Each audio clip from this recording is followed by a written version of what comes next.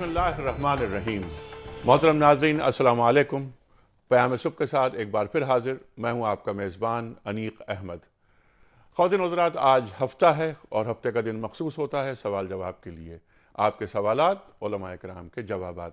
सवालात आप भिजवाते हैं टेलीफोन के ज़रिए, ईमेल के ज़रिए और SMS के ज़रिए। 2-3 दरख्वास्तें होती हैं जो हम हर प्रोग्राम के शुरू में रखते हैं। बाज़ वक्त उस पर अमल होता है, बाज़ वक्त उस पर अमल नहीं होता। पहली दरख्वास्त ये कि सवाल हो वो तबसरा ना हो, नंबर 1। नंबर 2, किसी के मसलक पर, किसी के अकायद के खिलाफ किसी जंग का आगाज़ ना हो। इल्मी कमी को सवाल दूर कर रहा हो और इस सवाल से जो आप सवाल पूछें और या मैं पूछूं, उलमाए किराम के सामने रखूं, उससे उम्मत को फ़ायदा हो, उम्मत मुत्तहिद हो, करीब आए। तीसरी चीज़, ज़ाती नौइयत का सवाल ना हो, बिल्कुल एक पर्सनल एक सवाल ना हो। सवालात ईमेल के ज़रिए हमारे पास आते हैं, टेलीफोन के ज़रिए, SMS के ज़रिए जो सवालात उनसे इंतखाब करते हैं। हमको सवालात मैं लाया हूँ आज, ये बिल्कुल ज़ाती नौइयत के होते हैं। उन सवालात से गुरेज करें। और ख़वातीन हज़रात, जितना सवाल मुख्तसर होगा उतना लोगों को फ़ोन करने का वक्त ज़्यादा मिलेगा। इसलिए दरख्वास्त हमारी ये है कि सवाल इख्तिसार के साथ किए जाएँ। ख़वातीन हज़रात, प्रोग्राम का आगाज़ करते हैं आयात रब्बानी की तिलावत से। चलते हैं लाहौर, जहाँ मुंतज़िर हैं हमारे मोहतरम क़ारी खालिद उस्मान अलवी साहब। आइए लाहौर चलें। أعوذ بالله من الشيطان الرجيم.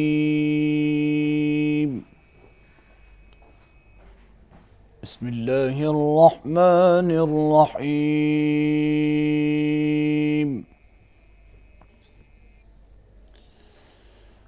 قال ربي يعلم القول في السماء والأرض وهو السميع العليم.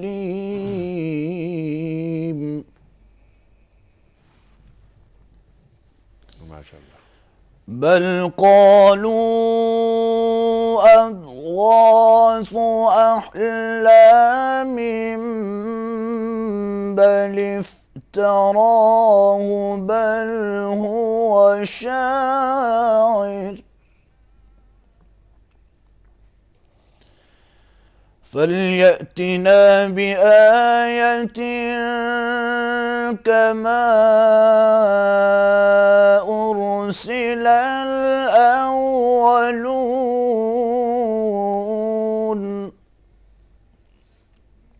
माशाअल्लाह माशाअल्लाह। ما آمنت قبلهم من قرية أهلكناها أفهم يؤمنون.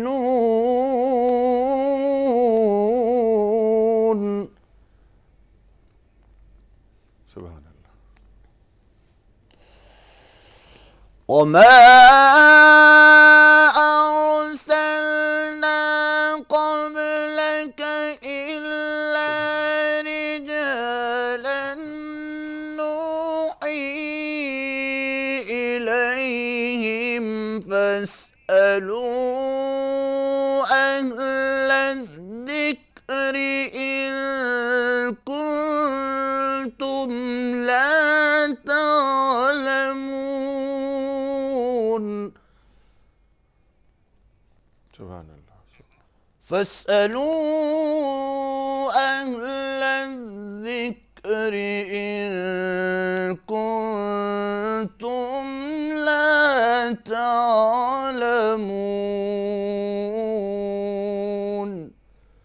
صدق الله العظيم. माशाअल्लाह माशाअल्लाह क़ारी साहब, सुभान अल्लाह सुभान अल्लाह। फ़सलू अहल ज़िक्र इन कुंतुम ला तालमून। सवाल करो अहले ज़िक्र से अगर तुम नहीं जानते। कुरान करीम इरशाद फरमा रहा है। मोहतरम नाज़रीन, इन आयात का तर्जुमा और हदीस रसूल मकबूल सल्लल्लाहु अलैहि वसल्लम के लिए लाहौर ही में मुंतज़िर हैं हमारे मोहतरम محمد اسلم راؤ صاحب. آئیے ایک بار پھر لاہور چلتے ہیں. بہت شکریہ انیک صاحب. شروع اللہ کے نام سے جو بڑا مہربان نہایت رحم والا ہے. پیغمبر نے کہا کہ جو بات آسمان اور زمین میں کہی جاتی ہے میرا پروردگار اسے جانتا ہے اور وہ سننے والا اور جاننے والا ہے. بلکہ ظالم کہنے لگے کہ یہ قرآن پریشان باتیں ہیں جو خواب میں دیکھ لی ہیں. نہیں، بلکہ اس نے اس کو اپنی طرف سے بنا لیا ہے. نہیں، بلکہ یہ شعر ہے جو اس شاعر کا نتیجہ تباہ ہے. تو جیسے پہلے پیغمبر نشانیاں دے کر بھیج دیے گئے تھے اسی طرح یہ بھی ہمارے پاس کوئی نشانی لائے. ان سے پہلے جن بستیوں کو ہم نے ہلاک کیا وہ ایمان نہیں لاتی تھیں، تو کیا یہ ایمان لے آئیں گے؟ اور تم سے پہلے جس کو بھی ہم نے رسول بنا کر بھیجا آدمیوں میں سے ہی بھیجا جن کی طرف ہم وحی کرتے تھے. تو اہل علم سے پوچھ لو اگر تم نہیں جانتے.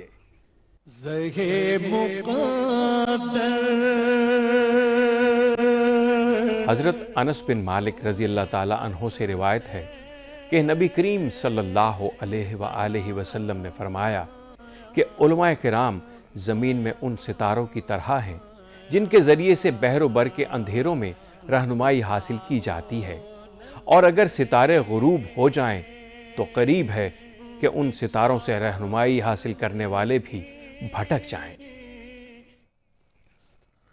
بہت شکریہ اسلم راؤ صاحب. خواتین و حضرات تشریف فرما ہے محترم مفتی نذیر احمد خان صاحب، ممتاز عالم دین، پیام صبح میں مسلسل تشریف لاتے ہیں اور ہم آپ سے سیکھتے رہتے ہیں.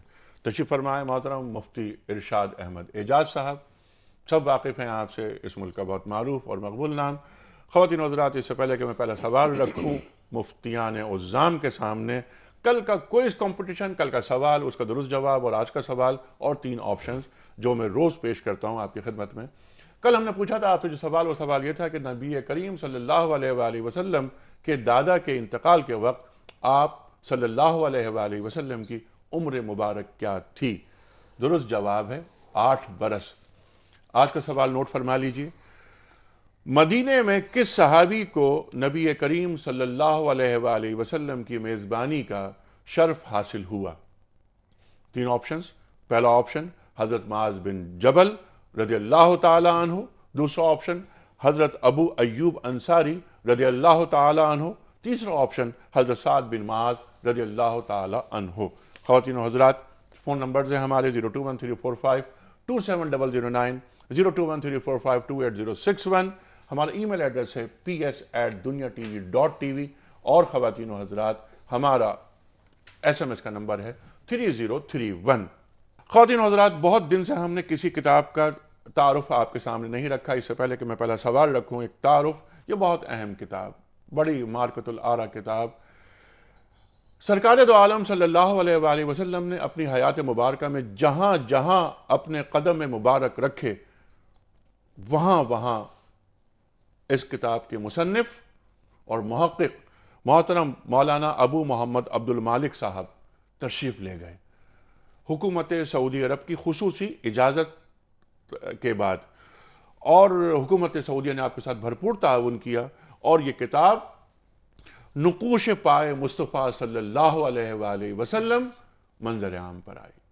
خواتین و حضرات، بڑا یہ عرق ریزی کا کام اور اتنا بڑا علمی کام ہے یہ، اور اتنا بڑا تحقیقی کام ہے کہ جس کی جتنی تعریف کی جائے وہ کم ہے. خواتین و حضرات، اس کتاب کا ضرور مطالعہ کیجیے گا. نقوش پائے مصطفیٰ صلی اللہ علیہ وآلہ وسلم. مفتی نذیر صاحب، پہلا سوال آپ کی خدمت میں.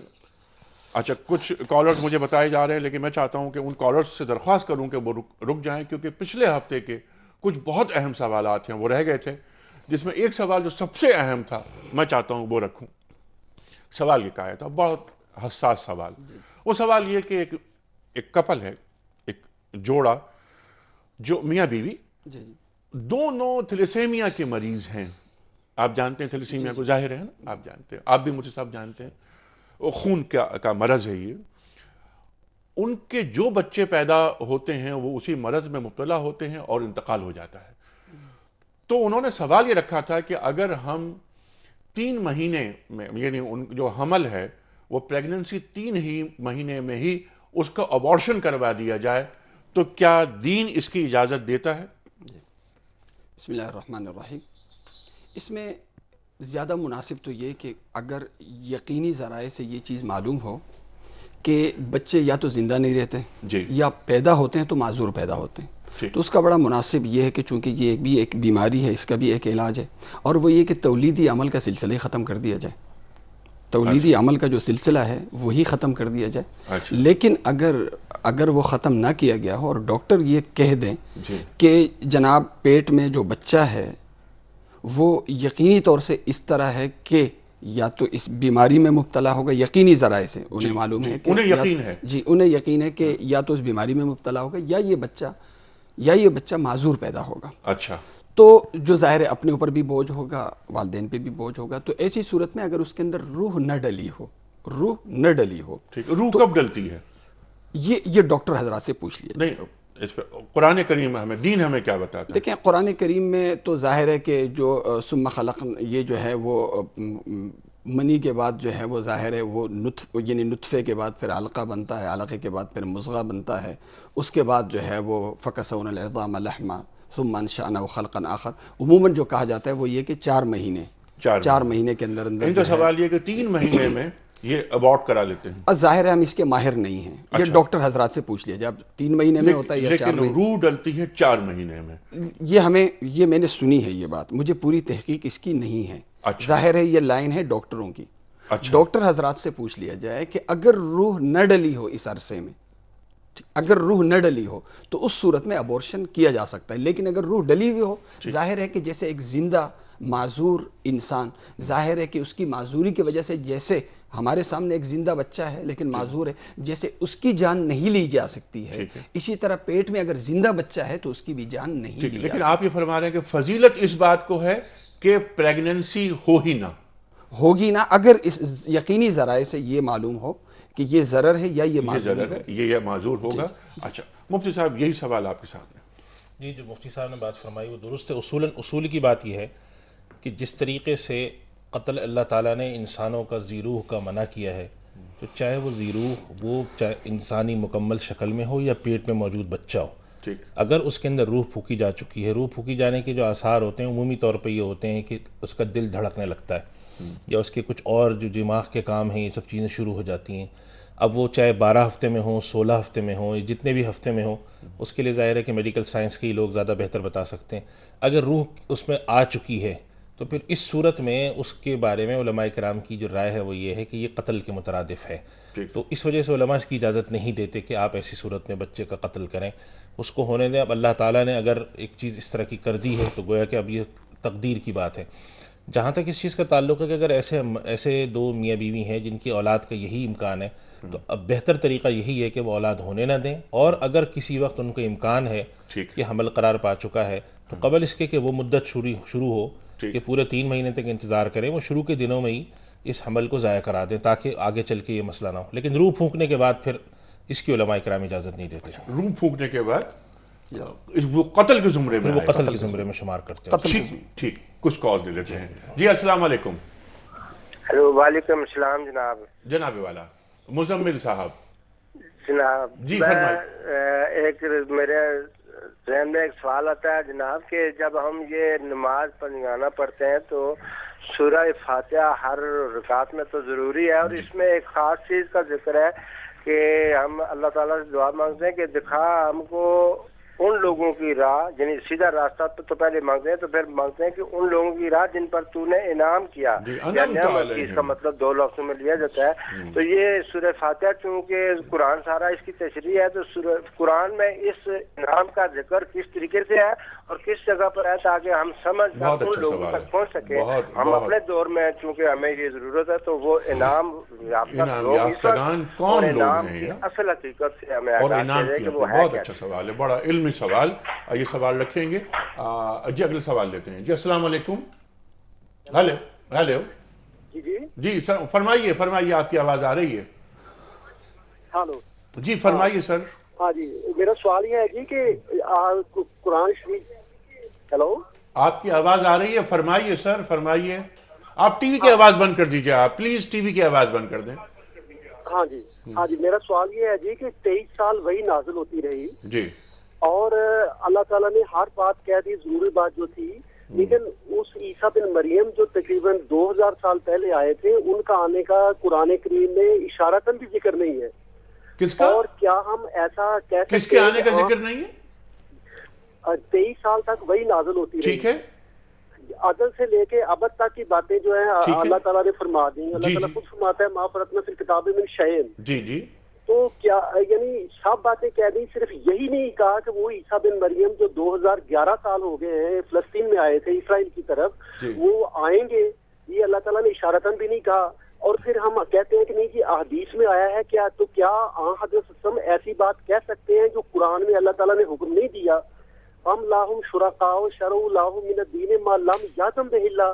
پھر الم تری الذین یدعون الی کتاب اللہ ثم یتولی فریق منهم.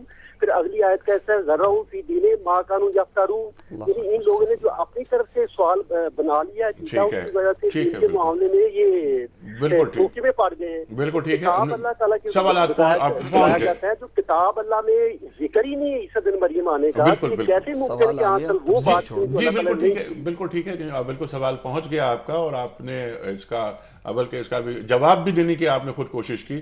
لیکن ہم یہ سوال اس سے پہلے کہ یہ سوال رکھیں، جو پہلا سوال آیا تھا کہ انعمت علیہم غیر المغضوب علیہم ولا الضالین، سورہ فاتحہ کے بغیر نماز مکمل نہیں ہوتی. یہ پہلی بات تو کہ انعام یافتہ لوگ نہیں، انعام یافتہ سے پہلے انعام سے کیا مراد ہے؟ یعنی کون سا انعام انہیں دیا گیا، یا یعنی کون سی نعمت؟ یہاں پر انعام نعمت کے معنوں میں جی وہ جو انہوں نے جس کی طرف اشارہ کیا کہ ہمیں یعنی جن لوگوں پہ انعام ہوا ہے، جی وہ لوگ کون ہیں وہ اور لوگ انہیں کون کیا انعام دیا کیا؟ گیا؟ جی دیکھیں، انعام تو ان پہ یہی ہوا کہ اللہ تعالیٰ ان سے ناراض نہیں ہے اور وہ گمراہ نہیں ہے، یعنی غضب بھی نہیں ہے، ضلالت بھی نہیں ہے. خود انعام کی تشریح آگے خود کی گئی، غیر المغضوب علیہم ولا الضالین. لیکن انعام یافتہ لوگ کون ہیں؟ القرآن یفسر بعضہ بعضا، قرآن کی بعض آیتیں بعض کی تفسیر ہوتی ہیں. تو وہ قرآن میں ہے وَمَن يُطِعِ اللَّهَ وَرَسُولَهُ فَأُولَٰئِكَ مَعَ الَّذِينَ أَنْعَمَ اللَّهُ عَلَيْهِمْ مِنَ النَّبِيِّينَ وَالصِّدِّيقِينَ وَالشُّهَدَاءِ وَالصَّالِحِينَ وَحَسُنَ أُولَٰئِكَ رَفِيقًا ذَلِكَ الْفَضْلُ مِنَ اللَّهِ وَكَانَ اللَّهُ بِهِمْ عَلِيمًا. کہ جو اللہ اور اس کے رسول صلی اللہ علیہ وسلم کی اطاعت کرے گا تو وہ ہوگا ان لوگوں کے ساتھ جن پہ اللہ تعالیٰ نے انعام کیا. کون؟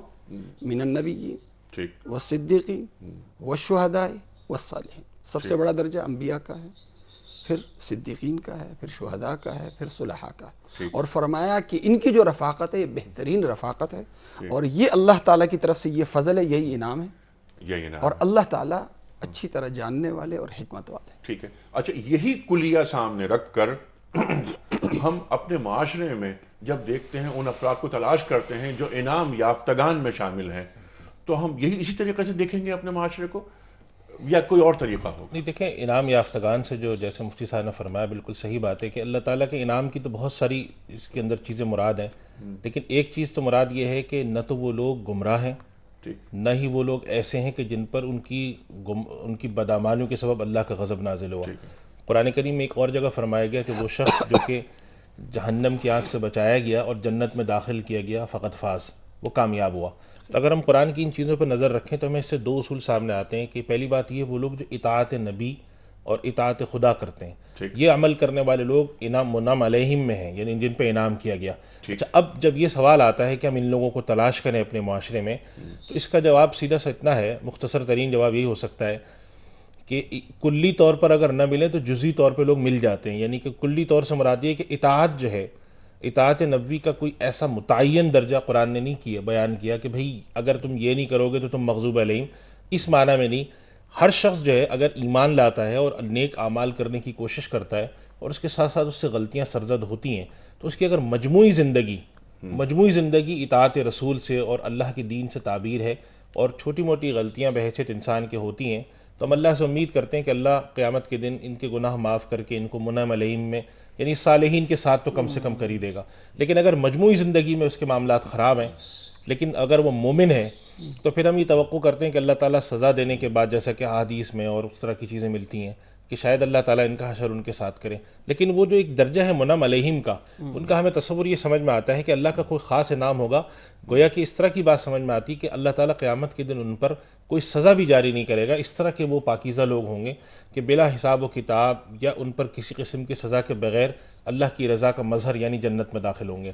اس کے مقابلے میں کچھ لوگ وہ ہوں گے کہ جن کو جائے جنت میں داخل کیا جائے، یعنی اللہ کی رضا کے مظہر میں جائیں وہ، لیکن کسی سزا کے بعد. تو اس وجہ سے یہ جو لفظ انعام کیا گیا، اس کا ایک مفہوم منعم علیہم کا جو کم از کم مفہوم ہے وہ یہ ہے کہ وہ ان لوگوں میں شامل نہ ہو جن پر اللہ کا غضب نازل ہوا، یعنی کہ گمراہ تو تھے ہی تھے، بدعمال تھے ہی تھے، مگر ان کی حرکتیں اتنی خراب تھیں کہ ان کی بدعمالی کا درجہ جو تھا وہ انسان کی غلطیوں کے دائرے سے نکل کر باغیوں کے اندر داخل ہو گئے تھے، تو اللہ کا ان پہ غضب نازل ہوا. یا کم سے کم وہ لوگ باغی نہیں تھے تو کم راستے سے ضرور بھٹکے ہوئے تھے، مغضوب علیہم ولا الضالین. یہ کم سے کم درجہ ہے کہ اگر انسان ان دونوں میں شامل ہے تو پھر اس کا مطلب ہے کہ یقینی طور پہ وہ منعم علیہم میں داخل نہیں ہوتا.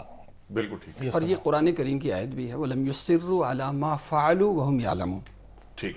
کہ ارتکاب گناہ وہ منعم علیہم ہونے کے خلاف نہیں ہے، لیکن اصرار، مداومت کسی گمراہی پر، گناہ پر. ایک شخص نے ایک برائی کی، برائی کرنے کے بعد ارتکاب کیا، اسے ندامت ہوئی، یہ منعم علیہم ہونے کے خلاف نہیں، یہ نیک ہونے کے خلاف نہیں. لیکن ایک شخص نے ایک برائی کی اور اس پہ مداومت بھی کر رہا ہے، جی ہاں، یہ خلاف. جی ہاں بالکل. اس پہ یعنی اس سے برائی کو یعنی سینہ زوری بھی کر رہا ہے، سینہ زوری بھی کر رہا ہے یہ، لیکن وہ برائی کی، غلطی کی، گناہ کا مرتکب ہوا، توبہ کی اور پلٹ گیا اللہ کی طرف. تو وہ بندہ جو توبہ کرتا ہے، پلٹتا ہے اللہ کی طرف، اس کے بارے میں کیا فرمایا گیا؟ کلکم خطاؤن وخیر الخطائین التوابون. سبحان اللہ. تم سب کیا ہو، تمہاری نیچر میں، تمہاری سرشت میں غلطی کرنا لکھا گیا ہے، اور وہ لیکن بندہ جو بہترین غلطی کر کے کرے، توبہ کرتا کرے. ہے، وہ بندہ اللہ کی نظروں میں کیسا ہے؟ یعنی غلطی ہونا یہ نیک ہونے کے خلاف نہیں ہے، لیکن غلطی سرزد ہونے کے بعد کمال انسانیت یہ ہے کہ غلطی سرزد ہونے کے بعد آپ کو اس پہ ندامت ہو، پھر رجوع ہو اللہ کی طرف کہ اے اللہ میں شرمندہ ہوں اس عمل پر اور توبہ کرتا ہوں، تائب ہوتا ہوں، دوبارہ نہیں پلٹوں گا. تو اللہ تعالیٰ ایسے بندوں سے بے پناہ محبت کرتا ہے اور ان کے جمی گناہ معاف کر دیتا ہے. مفتی صاحب یہی بات رہے گی جاری. اس وقت ہمیں جانا ہے بریک کی جانب. خواتین حضرات، ایک سوال اور جو آیا تھا کہ حضرت عیسیٰ علیہ السلام کے تعلق سے، وہ سوال بھی ہم رکھیں گے بریک سے واپس آنے کے بعد. اب اس وقت جا رہے ہیں بریک پر. تعارف جو ہم نے آپ کے سامنے رکھا ہے کتاب کا، آپ کے پاس کوئی بھی ایسی کتاب، یعنی آپ اس کے مصنف ہوں یا آپ یہ سمجھتے ہیں کہ اس کتاب کو پڑھنے کے بعد امت مسلمہ کو اور ہمارے پاکستان میں رہنے والے جو مسلمان ہمارے بھائی ہیں، بلکہ غیر مسلم بھائی اور بہنیں جتنی ہیں ہماری، ان کو فائدہ پہنچے گا، تو اس کتاب کو تعارف کے لیے ضرور بھجوائیے ہمارے پاس تاکہ ہم اس کتاب کو رکھیں، تعارف اس کا یہاں پر رکھیں، لوگوں تک بات پہنچے، لوگ اس سے استفادہ کریں. ہمارا ایڈریس ہے پیام صبح 42/1/E بلاک 6 PECHS کراچی. میں ریپیٹ کرتا ہوں، پیام صبح 42/1/E بلاک 6 PECHS کراچی. خواتین حضرات، ایک بات بالکل طے ہے کہ کوئی رفیق نہیں ہے کتاب سے بہتر. مصیبت یہ ہے، المیہ یہ ہے اور بہت بڑا سانحہ ہے کہ ہمارے گھروں سے کتابیں ہجرت کر جاتی ہیں اور ہمیں خبر بھی نہیں ہوتی. کتاب سے قربت بے پناہ ضروری ہے، اس کے بغیر معاشروں کی تطہیر نہیں ہو سکتی. اس وقت لے رہے ہیں بریک، واپس آئیں گے آپ کے سوالات، علماء کرام کے جوابات. آ رہے ہیں بریک کے بعد.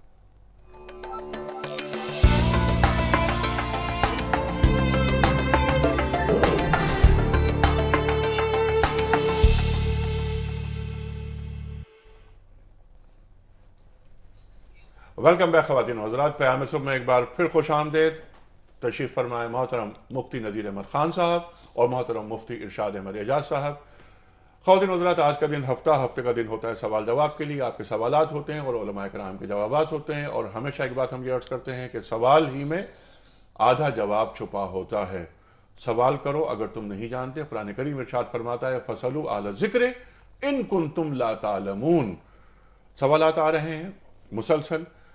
خواتین حضرات، اس سے پہلے کہ میں مزید سوال رکھوں اپنے مفتیان اکرام کے سامنے، کل کا کوئز کا درست جواب اور آج کا سوال میں پیش کرنا چاہ رہا ہوں آپ کے سامنے. اور سوال کل کا یہ تھا کہ نبی کریم صلی اللہ علیہ وآلہ وسلم کے دادا کے انتقال کے وقت آپ کی عمر مبارک کیا تھی؟ کل سوال پوچھا تھا ہم نے، یعنی 30 مارچ کو. اس کا درست جواب ہے 8 برس. آج کا سوال نوٹ فرما لیجئے کہ مدینہ منورہ میں کس صحابی کو نبی کریم صلی اللہ علیہ وآلہ وسلم کی میزبانی کا شرف حاصل ہوا؟ 3 آپشنز. پہلا آپشن حضرت معاذ بن جبل رضی اللہ تعالی عنہ، دوسرا آپشن حضرت ابو ایوب انصاری رضی اللہ تعالی عنہ، اور تیسرا آپشن حضرت سعد بن معاذ رضی اللہ تعالی عنہ. ٹیلیفون نمبر، ای میل ایڈریس اور ہمارا SMS کا نمبر سب اسکرین پر آ رہے ہیں، آپ نوٹ فرما لیجئے. مفتی نذیر صاحب، سوال آیا تھا کہ حضرت عیسیٰ علیہ السلام کے تعلق سے قرآن کریم میں ان کی دوبارہ آمد کے بارے میں نہیں فرمایا گیا وضاحت کے ساتھ، جبکہ احادیث. سوال آپ نے سن لیا، کیا فرمائیں گے آپ؟ دیکھیں، پہلی درخواست تو ان سے یہ ہے کہ قرآن کریم جو ہے وہ تاریخ کی کتاب نہیں ہے کہ اس میں باقاعدہ سن کے حوالے سے بتایا جائے کہ فنا پیغمبر کے درمیان یہ فاصلہ تھا. یہ قرآن میں کہیں ذکر نہیں ہے، کسی پیغمبر کے بارے میں ذکر نہیں ہے کہ ان کے بارے میں یہ کہہ دیا جائے کہ قرآن نے یہ ذکر نہیں کیا.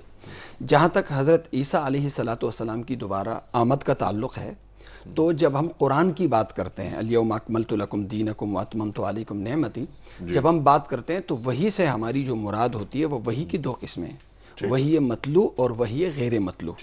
یعنی ایک وہ وحی ہے جو قرآن کی صورت میں نازل ہوئی ہے، اور ایک وہ وحی ہے جو احادیث مبارکہ کی صورت میں نازل ہوئی ہے. قرآن ہی میں یہ لفظ ہے وَمَا يَنطِقُ عَنِ الْهَوَىٰ إِنْ هُوَ إِلَّا وَحْيٌ يُوحَىٰ. رسول کریم صلی اللہ علیہ وسلم جو بات فرماتے ہیں وہ اپنی طرف سے نہیں فرماتے، بلکہ وہی ہوتی ہے جو ان پر نازل ہوتی ہے، اسی کی بنیاد پہ فرماتے ہیں. ابو داؤد شریف کی روایت ہے، ایک صحابی کے سامنے عمران بن حسین رضی اللہ تعالیٰ عنہ کے سامنے آئے اور عرض کیا کہ جی کہا جاتا ہے کہ جو ہے وہ درم میں اتنی زکوٰۃ ہوگی، دینار میں اتنی زکوٰۃ ہوگی، قرآن میں کہاں آیا ہے؟ قرآن میں کہاں آیا ہے؟ تو حضرت عمران بن حسین رضی اللہ تعالیٰ نے فرمایا کہ اگر قرآن ہی کے حوالے سے ہو تو نماز کا جو حکم ہے، نماز کی جو تفصیلات ہیں، یہ کہاں آئی ہیں؟ تو ہم نے جو یہ بات لی ہے وہ احادیث مبارکہ سے لی ہے، زکوٰۃ کی تفصیلات احادیث سے لی ہے. نماز کس طرح پڑھیں یہ ہمیں یہ تشریحات ملی ہیں، یہ کس سے؟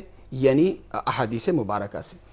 قرآن کریم میں حضرت عیسیٰ علیہ السلام کی جو آمد کا ہے، قرآن کریم میں بھی باقاعدہ اس کے الفاظ ہیں، اور اس کی جو مزید تفصیلی تشریحات ہیں وہ احادیث صحیحہ سے وہ چیزیں ثابت ہیں. لیکن ساتھ ساتھ میری یہ درخواست ہے کہ جب قول جو حضرات کرتے ہیں، دیکھیں حدیث پاک میں ہے کہ بعض لوگ قرآن پڑھتے ہیں اور قرآن ان پہ لعنت کر رہا ہوتا ہے. قرآن پڑھتے ہیں اور قرآن ان پہ لعنت کر رہا ہوتا ہے. جب قرآن کی جو آیتیں انہوں نے کوٹ کی، ظاہر ہے وہ جو آیتیں ہیں وہ جس انداز سے تلاوت کی گئی، تو میری ان سے درخواست یہ ہے کہ یہ برائے کرم کسی قاری صاحب کے سامنے اگر زانو تلمس ٹیک کر کے اگر روزانہ جو ہیں وہ حروف تہجی تجوید کے ساتھ اگر پڑھ لیں اور قرآن بھی پڑھنا شروع کر دیں، تو یہ ان کے لیے ایک بہت بڑی اس وقت ایک دینی ضرورت ہے. اس ضرورت کی تکمیل یہ کر لیں تو بہتر ہو. ٹھیک ہے. اس سے پہلے کہ سوال رکھوں میں اگلا آپ کے سامنے، اچھا آپ کی بھی یہی رائے ہے جو آپ نے فرمائی؟ 1-2 چیزیں اضافہ میں کرنا چاہوں گا. دیکھیں، ایک کال نیو یارک سے بہت دیر سے چاہ رہے ہیں کہ وہ بات کرنا آپ سے. جی السلام علیکم. ہیلو السلام علیکم جناب. وعلیکم السلام. سر میرا سوال یہ ہے کہ اپنی بیوی بچوں کے بغیر باہر لوگ رہتے ہیں، کتنی دیر سال رہتے ہیں، جی کتنی دیر تک رہ سکتا ہے؟ اور دوسرا سوال میرا یہ ہے کہ اپنی بیوی کی مرد شادی کر سکتا ہے؟ کیا بیوی کی اجازت کے بغیر مرد شادی کر سکتا ہے؟ یہ سوال ہے آپ کر سکتا ہے. ایک تو میرا سوال یہ ہے، پہلا میرا سوال یہ ہے کہ اپنی بیوی بچوں کے بغیر بعض لوگ بہت عرصہ گزار دیتے ہیں، جی کتنی دیر تک رہ سکتا ہے؟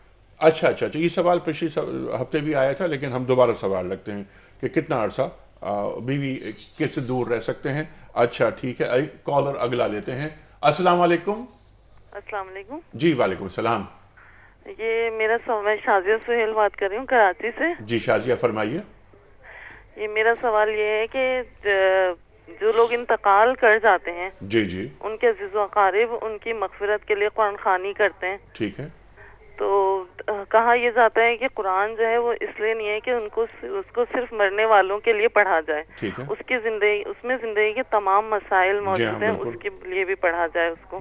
تو یہ بات کہاں تک صحیح ہے کہ سویم ہو اور برسی ہو اور قرآن پڑھا جائے؟ اسلام کیا کہتا ہے اس بارے میں؟ بالکل ٹھیک ہے. اچھا، پچھلے سوال کا ایک تو جواب اگر آپ کچھ دینا چاہ رہے، آپ دینا چاہ رہے تھے بلکہ، ہاں فرمائیے. دیکھیے میں عرض کر رہا تھا کہ انہوں نے جو سوال اٹھایا وہ یہ اٹھایا کہ قرآن کریم میں حضرت عیسیٰ علیہ السلام کا کوئی ذکر نہیں ہے. سب سے پہلی بات ہمیں یہ سمجھنی چاہیے کہ دین کے جو تصورات ہیں، دین کی جو بنیادی عقائد ہیں، خیالات ہیں، وہ ہم کہاں کہاں سے لیتے ہیں. ہمارے لیے قرآن کریم کے ساتھ ساتھ رسول اللہ صلی اللہ علیہ وسلم کی جو تعلیمات ہیں، آپ صلی اللہ علیہ وسلم کے فرامین ہیں، وہ بھی ماخذ علم ہیں، ماخذ قانون ہیں، ماخذ ہدایت ہیں اور حجت ہے. اور حجت ہیں. یہ تصور کر لینا دین کا، دین کی ایک اپنے ذہن میں تعبیر بنانا اور پھر اس تصورات کو یا ان پیرامیٹرز پر چیزوں کو چیک کرنا، یہ امت کے اجتماعی فہم دین کے خلاف ہے. یہ جو بات انہوں نے کی ہے کہ حضرت عیسیٰ علیہ السلام کا قرآن میں ذکر نہیں، وہ خاص طور پہ جو آیات ذکر کی ہیں، وہ آیات تو اللہ تعالیٰ نے کفار اور مشرکین اور گمراہ لوگوں کے بارے میں فرمائی تھیں کہ بھئی یہ اپنی طرف سے دین گڑ گڑ کے لے آتے ہیں. بہت ساری وہ چیزیں جو نہ قرآن میں نہ حدیث میں نہ ان کی کتابوں میں اس کو دین کا حصہ بنا رکھا ہے. وہ بات کیا حدیث پہ فٹ کریں گے؟ یہ میں کہتا ہوں یہ ان معاملہ بہت حساس ہے.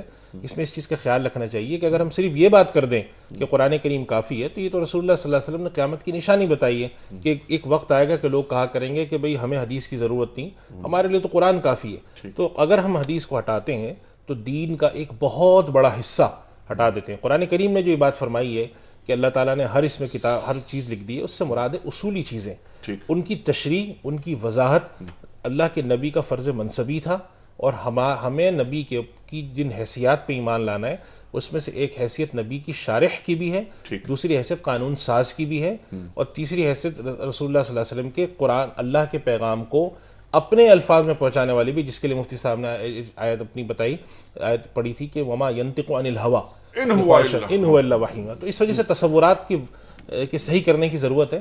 غلط تصور قائم کر کے اس میں پھر اس کے بنیاد پر اپنے مزید چیزیں نکالنا یہ کوئی درست طرز عمل نہیں. بالکل. اور یہ کہ جو غیر متعلق آیات ہیں ان کو اپنے مسئلے کو، اپنے سوال کو میں طاقت ڈالنے کے لیے فٹ کرنا، یہ بہت فٹ نہیں کرنا چاہیے. یہ سوال، جس طرح ہم بار بار کہتے ہیں کہ سوال وہ ہو جو علمی کمی کو دور کرتا ہو، اور سوال ضرور کیا جائے لیکن اس میں اپنے جو کیا کہنا چاہیے، اب اس کو چاشنی پیدا کرنے کے لیے کچھ چیزیں نہیں ڈالی جائیں، کیونکہ جس طرح آپ نے فرمایا مفتی صاحب نے کہ یہ بڑے حساس معاملات ہیں. یہ قرآن کریم کا معاملہ ہے ظاہر ہے، اور قرآن کریم پر جب تک کہ آدمی تفصیلی نگاہ نہ رکھے اس وقت تک اس سے بات کرنے سے گریز کرنا چاہیے. ٹھیک ہے سر. ایک اور امریکہ سے کالر ہیں، لیتے ہیں انہیں. السلام علیکم. ہیلو جی، السلام علیکم. جی وعلیکم السلام، فرمائیے سر. جی انیک صاحب، یہ آپ کو اور یہ علماء کرام کو میرا سلام ہو. میں امریکہ سے بات کر رہا تھا. جی ہم آپ کا پروگرام ہر روز دیکھتے ہیں اور بہت اچھا ماشاءاللہ آپ کا پروگرام چل رہا ہے. اللہ تعالیٰ آپ کو اور علماء کرام کو زندگی، تندرستی اور صحت دے. ماشاءاللہ ماشاءاللہ. جی فرمائیے سر، کیا سوال؟ تو یہ میرا علماء کرام سے یہ سوال ہے کہ میں یہاں امریکہ میں رہتا ہوں اور یہاں پہ یہاں اس کے قریب ایک جگہ ہے برمودا ٹرائنگل. جی جی بالکل. اس کے بارے میں مجھے پوچھنا تھا کہ اس کے بارے میں کیا ہے. کچھ لوگ کہتے ہیں وہاں پہ کوئی جنات کا سایہ ہے، کچھ لوگ کہتے ہیں کہ سائنس کی کوئی وجہ ہے یا کیا ریزن ہے اس کی. یعنی میں پوچھنا چاہ رہا تھا وہاں کا. اچھا، یہ سوال میرا بہرحال ایک سائنسی سوال ہے اور یہ بہت اہم سوال ہے. اور یہ ہم جو یہاں سوالات لے رہے ہیں وہ قرآن و سنت کے حوالے سے لیتے ہیں، لیکن یہ سوال بہت اس کا میں یہی آپ کو بتا رہا تھا کہ یہاں پہ کچھ یہ بھی لوگ کہتے ہیں کہ وہاں پہ کوئی جنات کا سایہ ہے یا پتہ نہیں کوئی شیطان کا وہاں پہ کوئی اثر ہے. جو بھی چیز جاتی ہے اس ٹرائنگل میں وہ غائب ہو جاتی ہے. بڑے بڑے بحری جہاز بھی غرق ہو گئے، معلوم نہیں ہو سکا وہ کہاں چلے گئے. اب آپ لوگ جانتے ہوں گے. اچھا کچھ کالرز مزید لے لیتے ہیں. جی فرمائیے. السلام علیکم. جی وعلیکم السلام جناب والا. جی میرا کوشچن یہ ہے کہ قرآن حکیم میں اس بات کا ذکر ہے کہ جو آدمی جب طلاق دیتا ہے تو وہ رجوع کر سکتا ہے، یعنی جب عورت خلا لیتی ہے تو اس کا رجوع کرنے کا طریقہ کار کیا ہے؟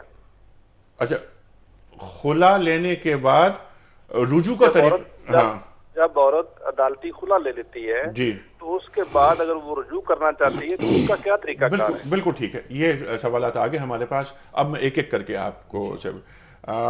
بیوی کی اجازت کے بغیر کیا دوسری شادی ہو سکتی ہے؟ سب سے پہلی بات تو یہ ہے کہ جو دوسری شادی ہے نہ یہ سنت ہے نہ یہ مستحب ہے نہ یہ واجب ہے، ٹھیک ہے، صرف جائز ہے، اور جائز بھی اس صورت میں کہ جب آپ کو یقین ہو کہ عدل کے جو ضابطے ہیں، عدل کے جو تقاضے ہیں وہ میں پورے کر سکوں گا۔ اچھا، تو جیسے آج کل اصل میں ایشو اس کو بنا لیا گیا کہ مغرب جسے برائی سمجھتا ہے، ہم چاہتے ہیں کہ وہ بھی ہمارے ہاں بھی برائی ہو جائے۔ اچھا، میں یہ عرض کر رہا ہوں کہ دوسری شادی کو جتنا بڑا ایشو بنایا گیا ہے، دوسری شادی میں اگر ایک بندے کے اندر طاقت ہو، دو بیویاں ان کے حقوق دے کر، عدل کے تقاضوں کو پورا کر کے اگر وہ کر سکتا ہے تو اس میں حرج کیا ہے؟ اگر بچہ ایک کے بجائے دو ہو سکتے ہیں اور ان کا نان و نفقہ صحیح ادا کیا جا سکتا ہے تو دوسری شادی میں حرج کیا ہے؟ نہیں، اس کو گناہ کیوں سمجھا جاتا ہے؟ مالی پوزیشن یا خوشحالی کی بات جہاں تک بات ہے اجازت کی، جی، تو اجازت کوئی ضروری نہیں ہے، بندہ اپنے آپ کو تولے کہ میں حقوق ادا کر سکتا ہوں کہ نہیں۔ عموماً بدقسمتی یہ رہی ہے کہ دوسری شادی جب بندہ کرتا ہے تو پہلی بیوی جو ہے وہ پھر معلقہ بن جاتی ہے، یعنی وہ بیچاری لٹک جاتی ہے۔ ممکن ہے مفتی صاحب کہ دوسری شادی کرنے کے بعد آدمی عدل قائم رکھ سکے؟ تو اسی لیے فرمایا فَإِنْ خِفْتُمْ أَلَّا تَعْدِلُوا، ٹھیک ہے، اگر تمہیں ڈر ہو کہ تم عدل قائم نہ کر سکو گے تو ایک ہی پہ گزارا کرو، اور ایک ہی پہ گزارا ہی بہتر ہے موجودہ حالات۔ میرا سوال یہ تھا کہ کیا ممکن ہے؟ ممکن ہی نہیں بلکہ ہوا ہے کہ دو شادیاں تین شادیاں کی اور عدل کو قائم کیا۔ اچھا، بات ہے خوف خدا کی، بات ہے خوف خدا کی۔ اگر ایک شخص میں خوف خدا ہے، اللہ تعالیٰ کا ڈر ہے، ٹھیک ہے، اگر خوف خدا ہے تو وہ ضرور عدل قائم کرے گا۔ مفتی صاحب یہ سوال آپ اس کے میں سامنے۔ دیکھیں دو باتیں، یہ مسئلہ حساس بھی ہے اور اس کے اندر بڑی باریکیاں بھی ہیں۔ ایک تو یہ جو لفظ کہا جاتا ہے بیوی کی اجازت، تو شرعاً اجازت تو ضروری نہیں ہے، لیکن اصل میں یہ لفظ اجازت کے ذریعے لوگ پوچھنا یہ چاہتے ہیں کہ کیا بیوی کو اطلاع بھی ضروری ہے یا نہیں، تو کم سے کم اطلاع تو ضروری دینی چاہیے۔ بعض لوگ جو خفیہ شادی کر لیتے ہیں شرعاً تو جائز ہوتی ہیں لیکن اخلاقی اعتبار سے وہ بہت ایک نامناسب اور اخلاقی اور قانونی اعتبار سے نامناسب۔ ہمارا قانون بھی اجازت نہیں دیتا کہ بیوی کی اجازت کے بغیر دوسری شادی کر لی جائے۔ اب بیوی کی اجازت کا جو شرط لگائی گئی ہے قانون میں، اس سے ہم لوگوں کا اختلاف ہے۔ ہم یہ سمجھتے ہیں کہ بیوی دوسری شادی کی جو اجازت ہے وہ بیوی کے پر ضروری نہیں، لیکن اس کو اس طریقے سے کرنا چاہیے کہ ایک معاشرے میں سب کو معلوم ہو کہ یہ شادی شدہ شخص سے دوسری شادی ہے۔ جہاں تک مفتی صاحب نے یہ بات فرمائی ہے، یہ صحیح بات ہے کہ عدل کا قائم کرنا، لیکن عدل کے قائم کرنے کے اندر دو باتیں ذہن میں رکھیں۔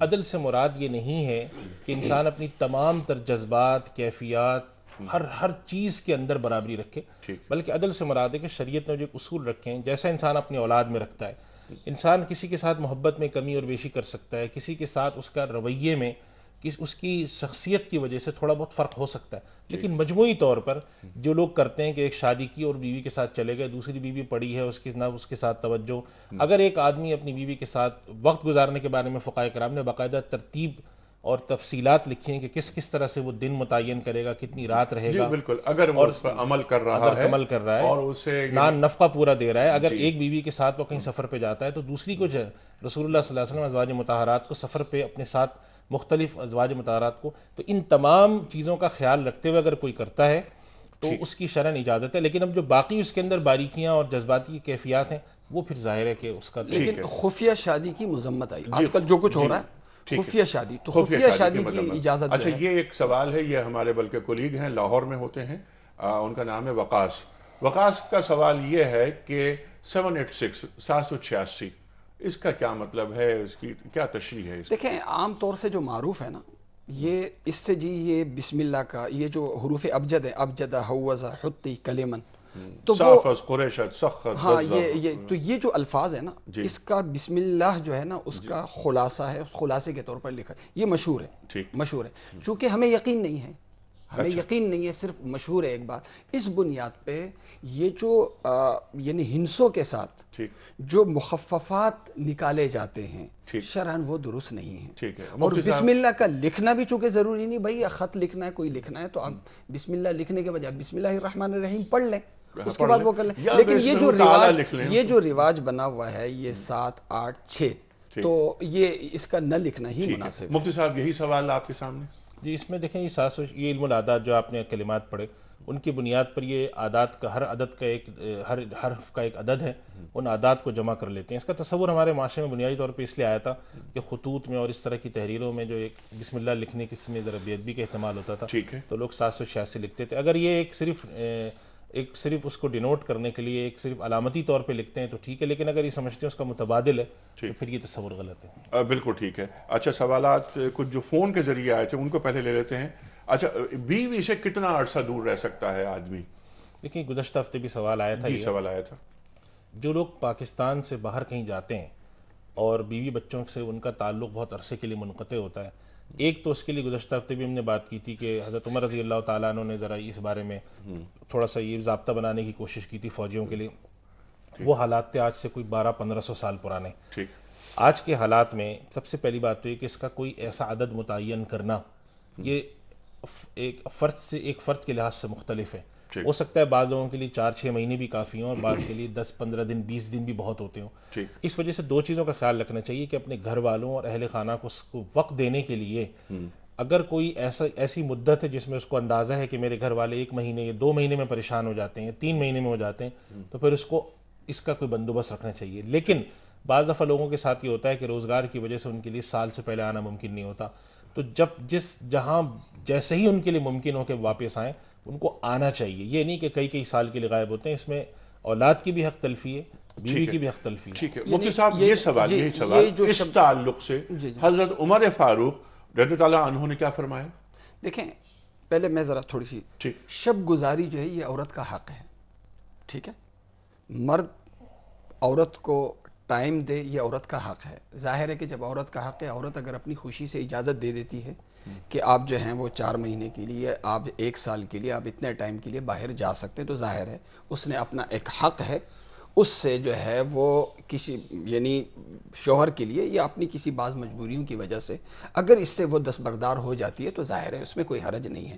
اسی طرح عورت کی ضرورت ہے، عورت مجبور کر رہی ہے، لیکن مرد کی کوئی شرعی یا کوئی اس طرح کی معاشی مجبوری ہے، اب اس میں بھی یہ رکھا جائے ذرا بیلنس اگر دونوں میں رکھا جائے۔ اور یہ جو ضابطہ دراصل ہوا تھا تو اس میں ظاہر ہے کہ اصل میں ضرورت ہے وہاں اور مرد کی مجبوری، ان دونوں کو بیلنس کر کے ہم نے ایک ٹائم لیمٹ جو ہے وہ مقرر کرنا ہو۔ جہاں تک یہ حضرت عمر رضی اللہ تعالیٰ عنہ، تو انہوں نے ظاہر ہے اس زمانے میں جو لشکر میں جو مسلمان حضرات جاتے تھے تو ظاہر ہے دور دور کے لشکر ہوتے تھے، اب واپسی ہو رہی ہے 2 سال کے بعد، 1 سال کے بعد، اتنے عرصے کے بعد، تو حضرت عمر فاروق رضی اللہ تعالیٰ عنہ نے اس کے لیے جو ضابطہ بنانے کی وہ کی ریاستی سطح پہ، شرعی طور سے نہیں، بلکہ کہ ہم ایک فوجی کو کتنے عرصے کے بعد اسے چھٹی دیں کہ وہ اپنے گھر والوں سے مل سکیں، تو اس کے لیے جو انہوں نے وہ بنایا وہ 4 مہینے کا بنایا۔ لیکن ظاہر ہے 4 مہینے کے بعد اب وہ ان کا وہاں سے آنا ظاہر ہے اس میں بھی دن لگیں گے، تو 4 مہینے کے بجائے 5 مہینے ہو گئے یا 4.5 مہینے ہو گئے یا 6 مہینے ہو گئے، تو اسے فکس کرنا اور فکس کرنے کی بنیاد پہ پھر اس وقت جو دین میں لگے ہوئے لوگ ہیں ان پر الزام لگانا اور ان پر اعتراض کرنا کہ جی یہ شریعت کے خلاف چل رہے ہیں، تو میرے خیال میں یہ اعتراض درست نہیں ہے۔ اور اس پہ تفصیلی کلام مولانا محمد تقی عثمانی صاحب مدظل العالی نے فتاوی عثمانی میں۔ بالکل ٹھیک ہے۔ اچھا، اگلا سوال، خلا لینے کے بعد رجوع کرنے کا طریقہ کیا ہے مفتی صاحب؟ دیکھیے، یہ جو رجوع کا لفظ طلاق کے بعد استعمال ہوتا ہے، اس کو ہم اردو کا جو ترجمہ ہے اس معنی میں نہ لیں، یہ رجوع ایک شریعت میں اصطلاح ہے۔ ٹھیک، اس کا مطلب یہ ہوتا ہے کہ اگر ایک آدمی نے ایک عورت کو طلاق دی، ایک طلاق اپنی بیوی کو، تو عدت کے دوران اس کو یہ حق حاصل ہے کہ وہ اپنی بیوی سے اگر کہتا ہے قولاً یا فعلاً کہ میں تم سے رجوع کرنا چاہتا ہوں تو رجوع کر سکتا ہے۔ ٹھیک ہے، شریعت نے ایک طریقے سے سمجھا آپ کی جب تک کہ طلاق کے بعد عدت گزرنے کے دوران ایک باریک سا دھاگا برقرار رکھا ہے، ٹھیک، اس دوران اگر شوہر اپنے فعل سے کہہ دیتا ہے اس عمل کو شرعاً رجوع کہا جاتا ہے۔ ٹھیک، جہاں تک یہ سوال ہے، ان کو یہ سوال کرنا چاہیے کہ خلا کی صورت میں بیوی کے ساتھ دوبارہ اگر کوئی شخص تعلق رکھنا چاہے تو کیا طریقہ ہے؟ تو خلا کے ذریعے جو طلاق واقع ہوتی ہے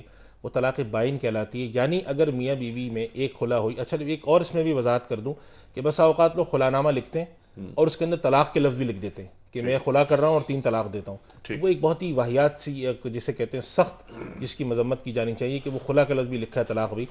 تو اگر ایک آدمی مرد اور عورت کے درمیان خلا طے ہوئی ہے جس میں ایک آدمی نے کہا کہ بیوی نے کہا مجھے خلا چاہیے اور شوہر نے کہا میں آپ کو خلا دیتا ہوں، تو اس کے ذریعے ایک طلاق بائن واقع ہوتی ہے۔ اس کا مطلب یہ ہوتا ہے کہ اگر شوہر بیوی کو دوبارہ اس کو بیوی کی حیثیت میں رکھنا چاہتا ہے تو وہ اثر نو نکاح کرے گا اور اس کے اندر اس کا مہر بھی مقرر ہوگا اور پھر وہ اس سے دوبارہ بیوی کی حیثیت میں مہر رجوع کا حق حاصل نہیں ہوگا۔ ایسے ٹھیک ہے، اس میں کوئی میعاد کی مدت کی پابندی تو نہیں؟ نہیں، مطلب عدت کے اندر بھی کر سکتا ہے، عدت کے بعد بھی کر سکتا ہے، عدت کے اندر بھی کر سکتا ہے، عدت کے بعد بھی کر سکتا ہے۔ یعنی اس کے لیے جو اصطلاح ہے وہ رجوع کی نہیں بلکہ تجدید نکاح کی، تجدید نکاح کی یہ اصطلاح ہوگی، بالکل واضح ہو گئی بات۔ یہ خلا کے بعد دوبارہ نکاح ہو سکتا ہے، ہر چیز دوبارہ ہوگی۔ بالکل ٹھیک. اچھا آخری سوال, یہ جو برمودا ٹرائنگل کے بارے میں جو بات ہوئی تھی, اس پر آپ حضرات کلام کرنا چاہیں گے؟ برمودا ٹرائنگل پہ میں سمجھتا ہوں کہ چونکہ ایک پراسراریت ہے وہاں پر, اور اب تک کی جو تحقیقات اس میں زیادہ تر پراسراریت وہاں پہ کچھ سائنسی ہے. اب وہ پراسرار چیز ہے تو کچھ لوگ وہاں پہ جنات کے بھی قائل ہیں, ہو سکتا ہے کہ کوئی دیو کا بھی قائل ہو. کچھ لوگ سمجھتے ہیں کہ دنیا میں جنات کے جو بڑے بڑے مراکز ہیں وہ وہاں ہیں. میرا اپنا خیال ہے کہ یہ ایک سائنسی چیز ہے, اس کو دین سے کوئی جوڑنے کا نہیں ہے. میں نے بھی یہ عرض کیا تھا. بادل کو دیکھ کے آپ تصور کر لیں کہ یہ کیا شکل ہے. اچھا, مختلف شکلیں. ام عمارہ کا سوال, آخر سوال, اس پر آپ لوگ بات کیجئے, بہت اہم سوال. غیر مسلموں میں دین پیش کرنے کا بہترین طریقہ کیا ہے؟ ہم لوگ امریکہ میں رہتے ہیں اور ہم چاہتے ہیں کہ وہ دین کے مبلغ بنے, تو پہلی چیز تو ہے کردار, کہ ایسا کردار بتایا جائے کہ مسلمان ایسے ہیں کہ جن کو دیکھ کے اللہ یاد آ جائے. اور حضرت عمر فاروق, پھر مجھے وہ قول یاد آتا ہے آپ کا, سبحان اللہ تعالیٰ عنہ کا, کہ مسلمان وہ ہے جو کسی کو دھوکہ دیتا نہیں اور وہ کسی سے دھوکہ کھاتا نہیں. ایسا کردار بن جائے مسلمان کا. آپ فرمائیے مفتی صاحب. اسلام جو پھیلا ہے, ظاہر ہے کہ جو اشاعت کا ذریعہ وہ اخلاقیات ہیں, اخلاق سے پھیلا ہے. اسلام جب زندگی میں ہوتا ہے تو زندگی میں وہ اپنا ایک اثر رکھتا ہے. ٹھیک. اسلام اگر کتاب میں ہو اور نالج میں ہو, میں بڑی اچھی تقریر کروں اور بڑے بڑے جو ہے نا وہ وہاں پہ فنکشن جو ہیں وہ میں ارینج کروں, اسلام علم سے نہیں پھیلتا. اسلام عملی زندگی میں لانے سے اسلام پھیلتا ہے. جب آپ کے کردار کو بندہ دیکھتا ہے تو کردار اپنا اثر رکھتا ہے. بالکل ٹھیک. تو اس وجہ سے یہ نمبر ایک تو عملی زندگی میں لائیں. نمبر دو یہ ہے کہ دیکھیں حکمت کے تقاضوں کو سامنے رکھیں, علم کے تقاضوں کو نہیں, حکمت کے تقاضے یہ ہیں کہ آپ سامنے والے کی نفسیات دیکھیں, سامنے والے کے اور ماحول دیکھیں, اس ماحول کے اعتبار سے اسے کیسے قریب لانا ہے, اس کے اعتبار سے حکمت کے تقاضوں کے مطابق ان پہ محنت کریں. انشاءاللہ آج کا کافر انشاءاللہ کل آپ سے بڑھ کے مسلمان. بالکل بالکل. بلکہ کافر کے اس کو ہم کہ آج کا غیر مسلم یہ ہمارے جو مسیحی بھائی ہیں یہ بھی بہرحال توحید کے اپنے انداز میں قائل تو ہے نا.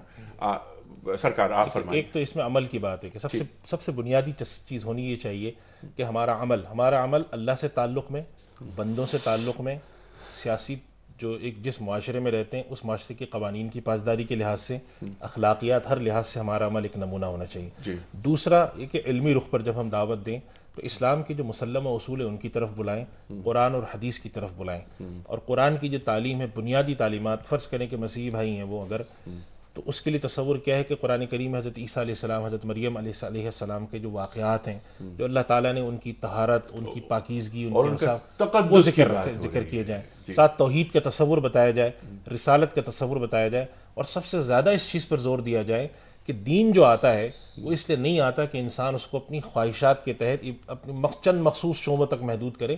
دین تو ہوتا ہے جامع, اور ہمارا دین جو ہے وہ جامعیت لیے ہوئے. تو ہمارا دین ہم سے یہ مطالبہ کرتا ہے کہ جب تم جا کے اللہ کے آگے پیشانی ٹیکتے ہو سجدے میں, عبادت میں, اللہ سے تعلق میں, تو وہی اللہ ہے جس کے حکم کو تم اپنے آپس کے معاملات میں بھی جاری رکھو, وہی اللہ ہے جس کے حکم کو تم اپنے نظام میں بھی جاری رکھو. تو اس تصور کا اگر بنا تو ممکن ہے کہ اللہ تعالیٰ. خلاصہ یہ ہوا کہ دعوت دیتے ہوئے مشترکات کو لیا جائے, اختلافی چیزوں کو نہ لیا جائے. مشترکات کو لیا جائے, یہی حکمت ہے. اور یہی قرآن کریم فرما رہا ہے کہ تعالوا الی کلمۃ سواء بیننا وبینکم الا نعبد الا اللہ. مشترکات کو لیا جائے. لیکن جو بات مفتی صاحب نے فرمائی کہ کردار عمل کے ذریعے معلوم یہ ہو کہ یہ مسلمان ہے, اور یہ مسلمان کبھی جھوٹ بول ہی نہیں سکتا. مسلمان کیا, یہ اس پہ احادیث بہت ساری ہیں, اس پر کیونکہ وقت بہت کم ہے, مسلمان کبھی جھوٹا ہو ہی نہیں سکتا. یہ کتنا اللہ کے رسول صلی اللہ علیہ وسلم نے فرمایا, بار بار تاکید کی ہے. خواتین و حضرات, آج سوال جواب کا سیشن, بہت سے سوالات, بڑے عمدہ سوالات, بڑے علمی سوالات آئے. ہمارے علماء کرام نے ان کے بہت شافی جوابات دیے. یہ گفتگو اس لیے کرتے ہیں ہم کہ وہ ذہن میں جو کنفیوژنس ہیں, جو ابہام ہیں, وہ دور ہو جائیں اور دین کی طرف ہمارا رخ بالکل صحیح ہو جائے. ہم دین کی پوزیشن تبدیل نہ کریں بلکہ اپنی پوزیشن کو دین کے مطابق بنا لیں. خواتین و حضرات, ہمارے دین کے پاس ہر مسئلے کا حل موجود ہے اور قیامت تک کے لیے ہے. ایسا ممکن نہیں کہ زمانے کے مسائل آگے نکل جائیں اور ہمارا دین پیچھے رہ جائے. خواتین و حضرات, آج جو بہت ساری باتیں ہوئیں اس کے اندر ایک نقطہ یہ بھی نکل کر سامنے آیا کہ دین پیش کرنے کا بہترین انداز صرف اور صرف یہ ہے کہ اللہ کے دین کو، اللہ کے کلام کو، قرآن کریم کو اور محمد مصطفیٰ احمد مصطفیٰ صلی اللہ علیہ وسلم کی شخصیت کو پیش کیا جائے غیر مسلموں میں، اس لیے کہ حق و باطل کے درمیان معیار اگر ہیں تو صرف ایک شخصیت، اور وہ ہیں محمد مصطفیٰ احمد مصطفیٰ صلی اللہ علیہ وسلم۔ سر ایک پرچی نکالی اور مفتی نذیر صاحب کو دیجیے تاکہ وہ ان کا اعلان کریں جن کی خدمت میں آج ہم دنیا ٹی وی کی جانب سے جو کیمپ روانہ کر رہے ہیں۔ کیا نام؟ پرویز احمد شیخ صاحب۔ پرویز احمد شیخ صاحب کہاں سے؟ U S A. U S A. Parvez Ahmad صاحب یو ایس اے سے آپ کی خدمت میں دنیا ٹی وی کی جانب سے گفٹ ہیمپر مبارک ہو۔ خواتین و حضرات، کل اتوار کا دن ہے، اتوار کو عام طور پہ ہم لوگ پروگرام نہیں کرتے، کل ریپیٹ ہوگا پروگرام، اور پرسوں ہم جس موضوع پہ بات کریں گے موضوع ہے دین اور خدمت خلق۔ پرسوں تک کے لیے اپنے میزبان انیق احمد کو اجازت، خدا حافظ۔